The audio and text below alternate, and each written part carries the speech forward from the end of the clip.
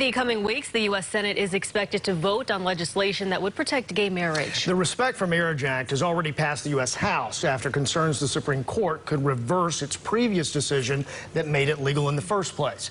Tonight, North Carolina Senator Tom Tillis explains why he is a yes vote.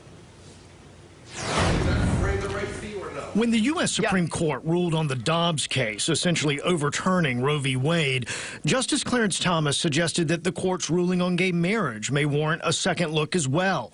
The U.S. House quickly moved to pass a law that protects gay marriage. But for it to pass in the Senate, there need to be 60 yes votes, which means Democrats need Republicans on board. Where are you with that particular piece of legislation? I've indicated that I would support the measure. I've been in the negotiation process. We have made major strides in terms of ensuring religious freedom protections, and I believe that we've got a bill that strikes the right balance, and I'm looking forward to supporting it. This is a striking reversal for Republican U.S. Senator Tom Tillis.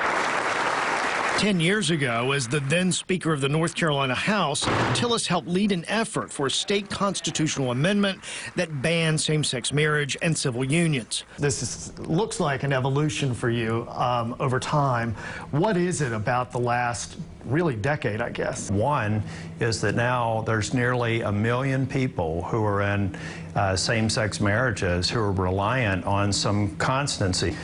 They reacted when the Supreme Court made the decision, and we can't tear apart spouses. We can't tear apart spouses with families, and we have to recognize that that their condition is something that has changed dramatically since 10 years ago. Some of his fellow Republicans have suggested that it should be left up to the states. Tillis disagrees. You have to think about a couple that I know in North Carolina that have been in a civil union.